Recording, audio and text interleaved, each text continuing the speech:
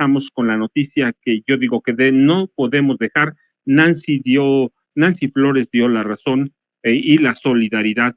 La toma por asalto la Embajada de México en Ecuador debe ser una noticia que mantengamos permanente.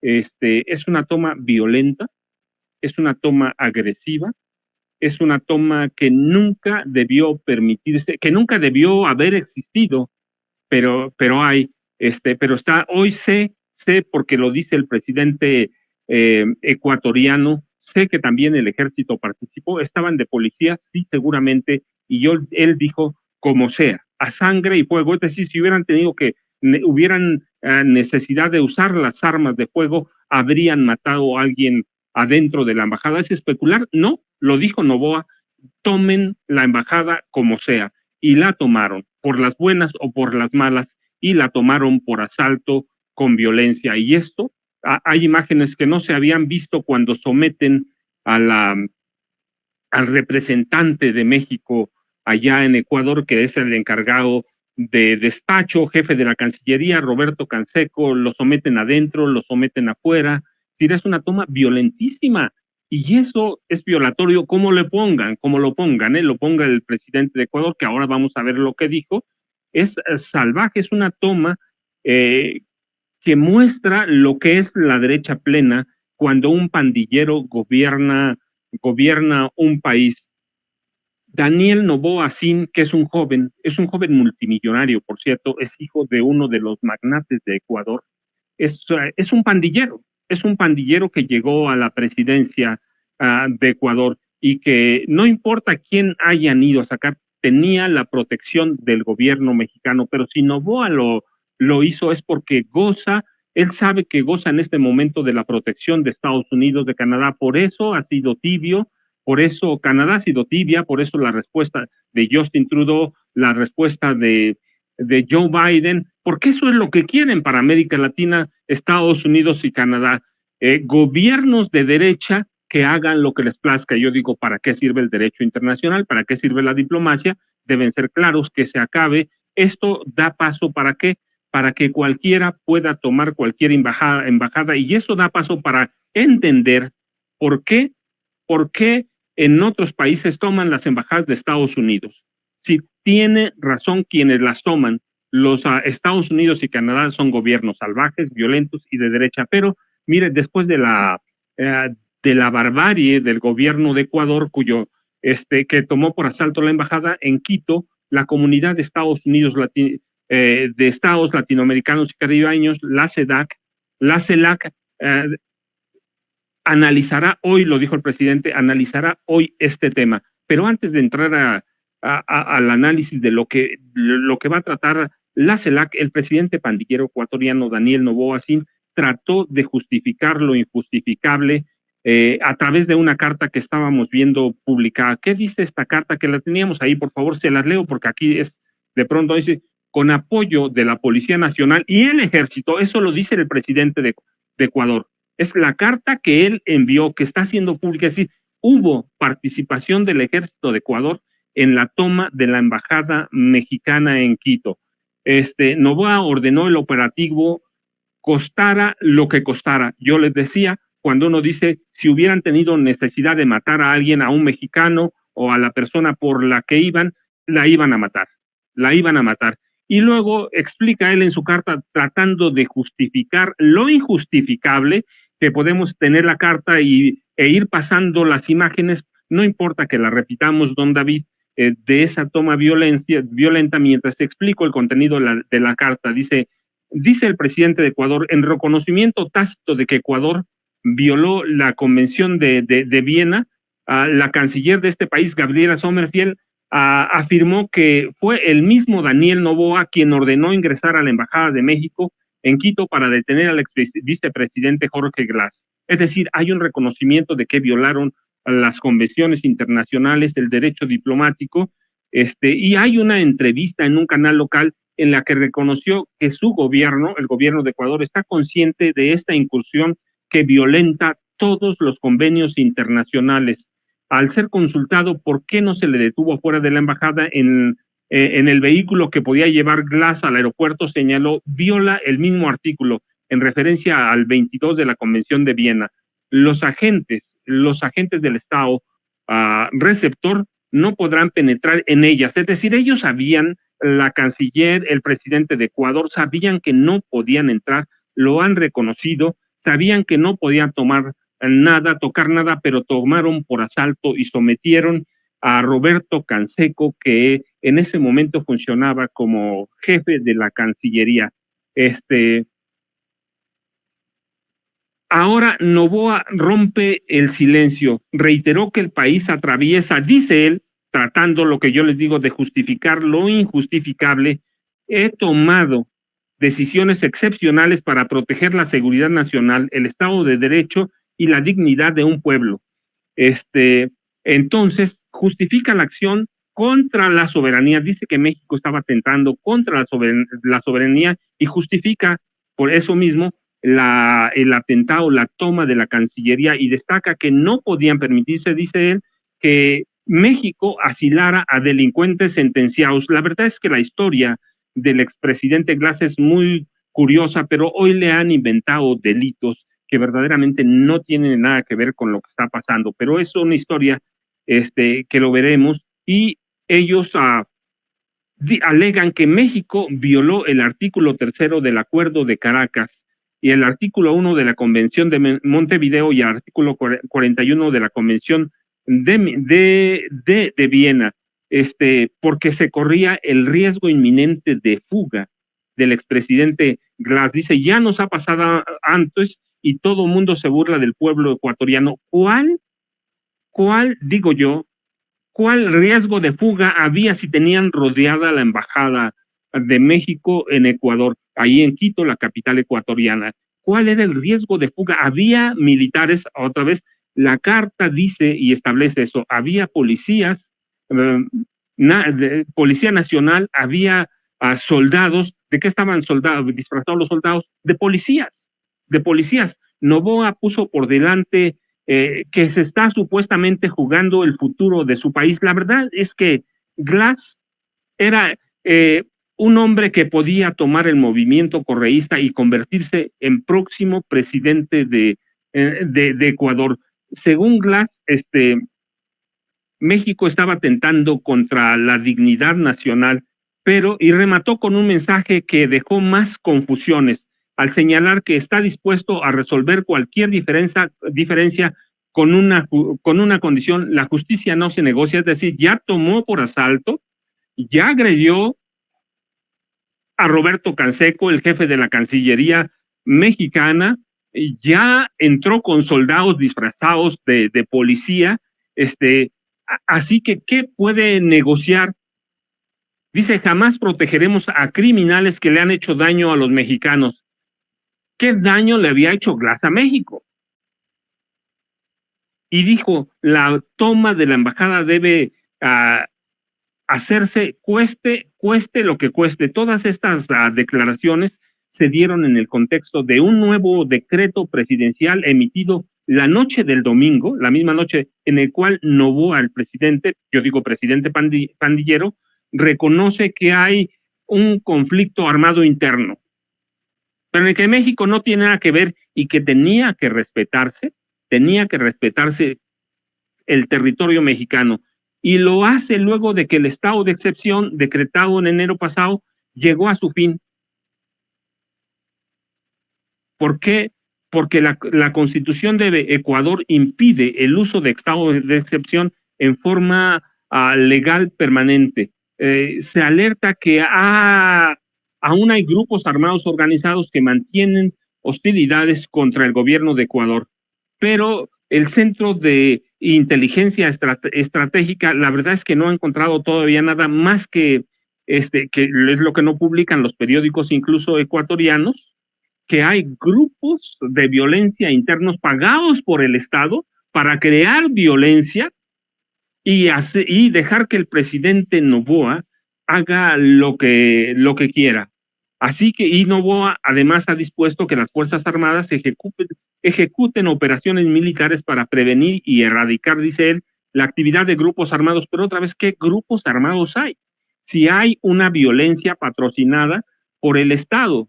¿Para qué? Para dar fuerza al gobierno de Noboa. Y alegan que junto con el despliegue operacional y táctico requerido para neutralizar ataques armados, amenazas o riesgos orquestados por el crimen organizado, que otra vez Noboa controla el crimen organizado. Y dice que están atacando, que hay violencia orquestada por grupos terroristas. ¿Sí? Dice que con eso justifica la invasión, el asalto a la embajada mexicana en Ecuador. Dice, es necesaria la coordinación para establecer una programación plurianual para terminar o para dar certeza de seguridad interna, y ya hay que tener trabajo de inteligencia estratégica y contrainteligencia, entre otros. O sea, Noboa es una contradicción en todo lo que hace. Declaró a las cárceles como zonas de seguridad. Declaró el estado de excepción, y hay ya evidencias de que controla, insisto, a grupos armados desde el gobierno para crear caos, para tomar el control y acabar con la oposición ecuatoriana. Hay restricciones a la movilidad y hay cualquier permiso de incursión a la fuerza pública a domicilios sin necesidad de orden judicial. Es decir, Noboa se ha convertido en un pequeño dictador. Cuando hablan en México de que Andrés Manuel López Obrador es un dictador, vean, la policía ecuatoriana puede hacer lo que se le plazca, puede entrar a los domicilios, pueden detener, pueden, ahora lo sabemos, con militares vestidos o en uniforme de policía civil, pueden entrar a embajadas y tomarlas por asalto, pueden hacer lo que quieran. En la práctica, policías y militares seguirán actuando en el combate contra grupos criminales, que otra vez son grupos criminales que ve solamente él en su imaginación, porque los controla el Estado. Lo que están haciendo es tratando de acabar con toda la oposición en Ecuador, con acciones que no están respaldadas en su constitución y que intentan justificar como sea. Los analistas jurídicos han señalado y han advertido que pueden demandar la inconstitucionalidad de todas las cosas. El problema, Noboa quiere tener a través de las Fuerzas Armadas el control de todo. Hasta el momento, según un comunicado de las Fuerzas Armadas, han realizado 272,000 operaciones a nivel nacional, es decir, el asalto a la embajada mexicana es uno de las 272,000 operaciones a nivel nacional ellos dicen, para incautar armas, para detener a terroristas, para incautar explosivos, sustancias catalogadas como inducción al terrorismo, combustible. Sin embargo, desde la declaración del conflicto armado interno, las estadísticas muestran un incremento, es decir, mientras hacen todos estos despliegues, hay incremento de asesinatos violentos. ¿Por qué? Porque no están atacando el crimen, están atacando a los grupos opositores al gobierno de Ecuador. Han aumentado los secuestros, han aumentado las extorsiones, y tienen el control de las cárceles, que es uno de los focos de mayor atención. Así que el presidente de Ecuador expresó este lunes su disposición a resolver cualquier diferencia con México, pero hizo hincapié que no va a negociar nada. Entonces, ¿qué van a resolver? ¿Qué van a resolver? Quiere que México se quede callado, quiere que López Obrador no diga nada, y luego dice también, para justificar y que nos envía un mensaje a todos los mexicanos: quiero transmitir al hermano pueblo de México mi constante disposición para solucionar cualquier discrepancia. ¿Discrepancia en qué? Si es un pandillero. Noboa es un pandillero que se educó en Estados Unidos. No obstante, dice, es importante que la justicia no se negocia. Nunca ampararemos a criminales que han causado perjuicios a los mexicanos. Están tratando de justificar lo injustificable. El presidente ecuatoriano justificó su acción de interrumpir, dice él, en la embajada mexicana, no interrumpió, la tomó por asalto, usó al ejército, si no usó a la Policía Nacional, no solo a la policía de proximidad, utilizó al ejército. ¿Por qué lo dice en su comunicado?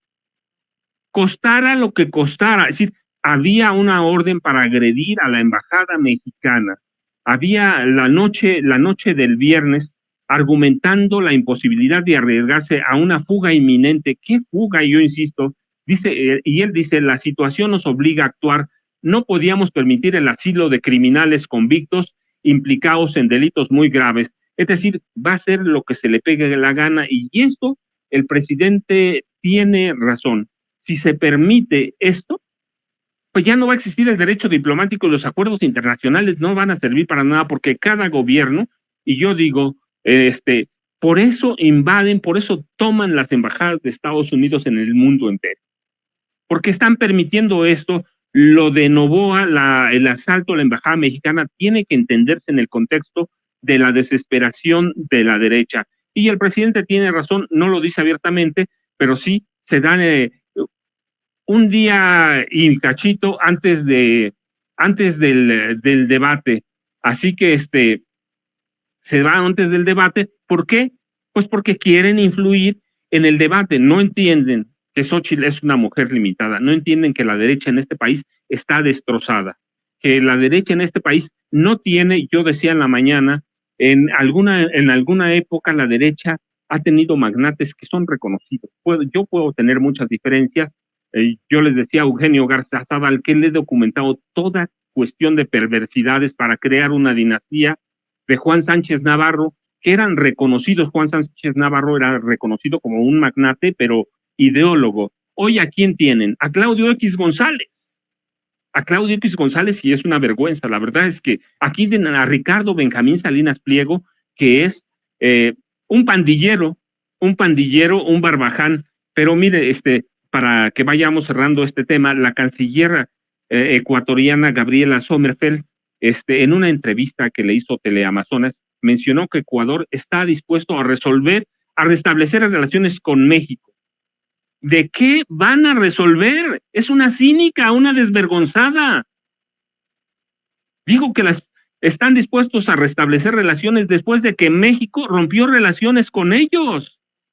Y México rompió relaciones inmediato. Tan pronto el presidente se enteró de la toma por asalto, y que no fue un vehículo, fueron dos, e insisto, no fueron policías, fueron militares con uniforme de policías. Así que, ¿qué van a resolver? Dice la canciller que Ecuador enfrentó una provocación y reiterados incumplimientos de quien México estaba haciendo uso de su derecho. Pero claro, aquí en México también hay, que es muy preocupante, hay que decirlo, hay personas que apoyan, que vieron bien, justificaron el asalto a la embajada mexicana. Eso no se puede permitir nunca, y nos debemos solidaridad nuestra, y acusan al presidente de poner en duda las elecciones de Noboa. Y pues, es cierto, mataron al candidato presidencial puntero, lo asesinaron grupos del crimen organizado por órdenes de Noboa y de todo el grupo que lo controla. ¿Recuerdan? Asesinaron a Fernando Villavicencio la víspera de las elecciones de agosto de 2023. Si no hay una injerencia del presidente mexicano, la derecha ecuatoriana, haciendo uso de grupos del crimen organizado, asesinó a Fernando Villavicencio en agosto de 2023. Así, este joven magnate, pandillero, pudo llegar a la presidencia de Ecuador. Pero bueno, regresemos, con Noboa. Este 9 de abril se celebrará una reunión virtual de cancilleres de los países asociados a la CELAC para abordar la crisis diplomática entre México y Ecuador. No hay una crisis diplomática, hay un rompimiento de relaciones por una agresión militar a la embajada mexicana. Y la CELAC dice, la medida se tomó luego de que policías ecuatorianos ingresaron de manera ilegal. No son policías, ya lo dijo el presidente Noboa en su comunicado. Hay militares.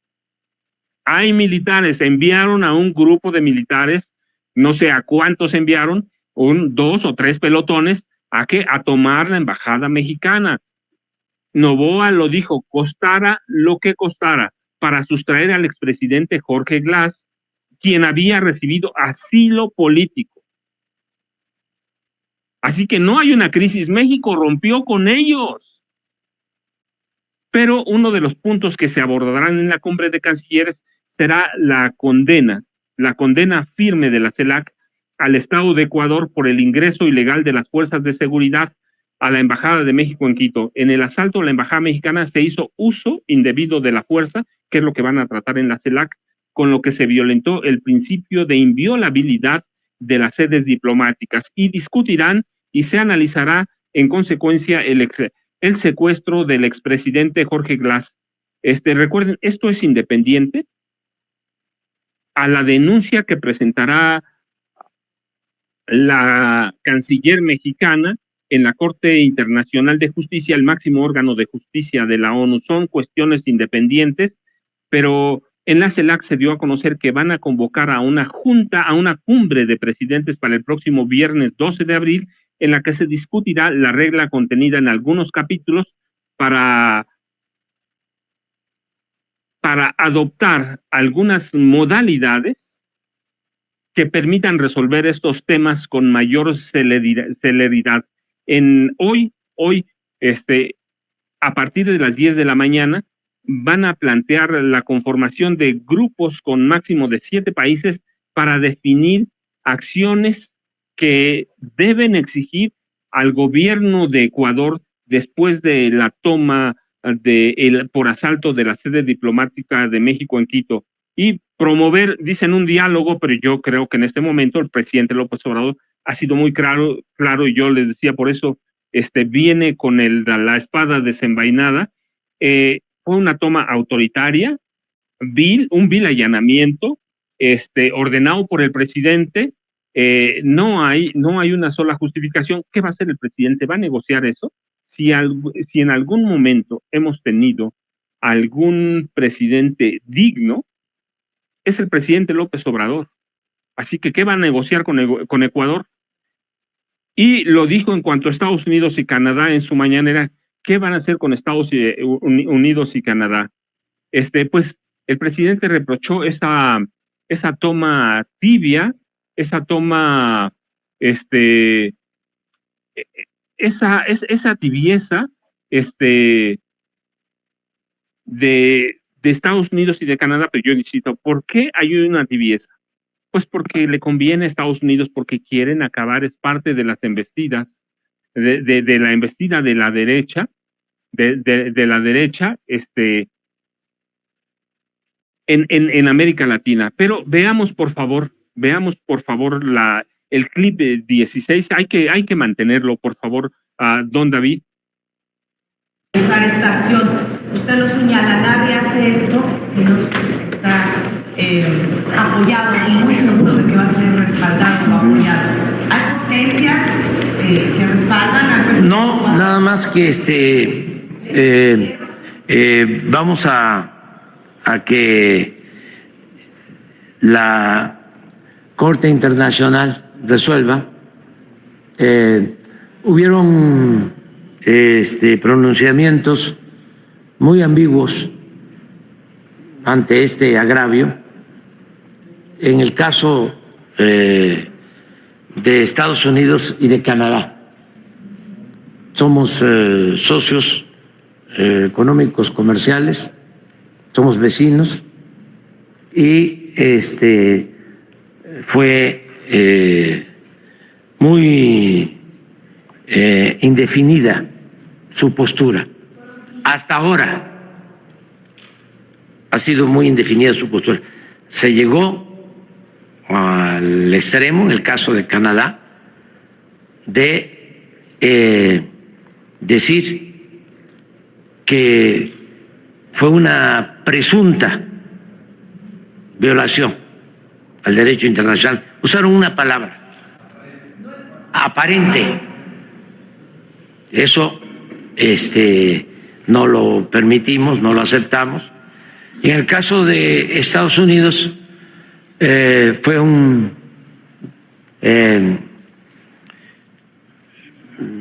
documento, un boletín del Departamento de Estado no condenando la intromisión, el asalto, la invasión a nuestra embajada, y hablando de que se busque la reconciliación, pero sin pronunciarse en contra de este acto autoritario. Además, no lo ha hecho el presidente Biden, como lo hicieron otros mandatarios que se han expresado abiertamente. Entonces, pensamos de que quieren mantener relaciones igual que las tienen con nosotros, de amistad con, en este caso, Ecuador, a pesar de una actitud autoritaria como la que estamos viendo. Entonces ya no queremos que se siga aplicando en América la doctrina Monroe. No queremos que se siga aplicando esa máxima de que ese gobernante autoritario es un tal por cual, pero es nuestro tal por cual. No queremos eso. Eso debe de eliminarse. ¿A qué están obligados Canadá y Estados Unidos, siendo los socios principales de México, en este contexto? ¿A que dejen las tibiezas? A pronunciarse abiertamente, y si no lo hacen, no hay problema con nosotros, van a continuar nuestras relaciones, pero no podemos nosotros dejar pasar un asunto así. No nos podemos callar. Sería de pusilánimes el que ante un atropello así nos quedáramos callados y no informáramos al pueblo de México el comportamiento, la actitud de otros pueblos y de otros gobiernos. Justin Trudeau y Biden tendrían que ser personalísimamente los que... Ellos son libres, ellos son libres. Son libres de expresarse o no. Lo único es que yo tengo la responsabilidad de informarle al pueblo de México de dónde ha habido solidaridad en un caso tan grave como este, en donde se ha actuado con ambigüedad y en donde de plano se ha tolerado el autoritarismo. Hasta ahora no. Yo diría que han habido posturas bien definidas que tienen que ver con el derecho internacional y posturas ambiguas. La ministra del Interior de Ecuador es mexicana, ¿en su opinión? Eso no,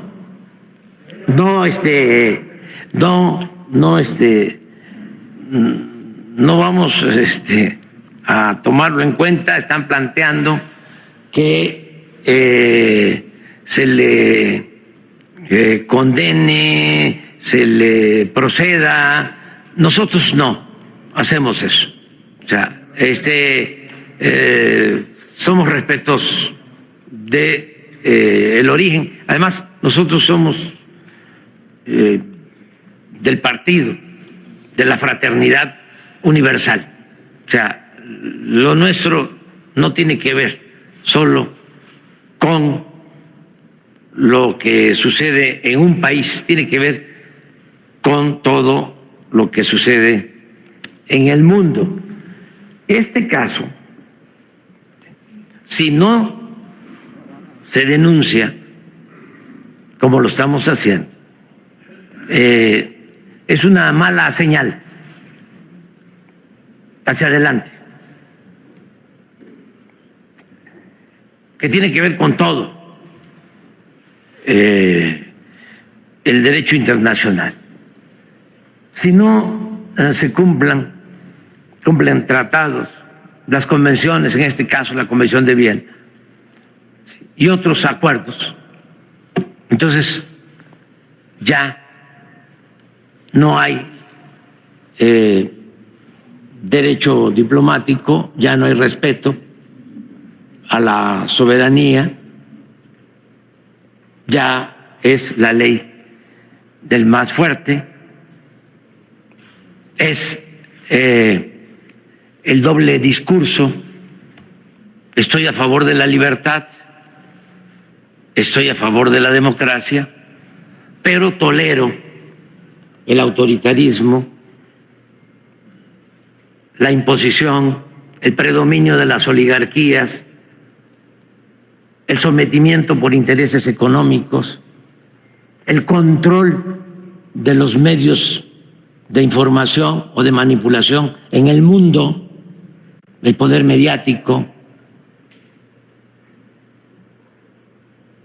el papel de las agencias. ¿Cómo empieza la campaña de AMLO?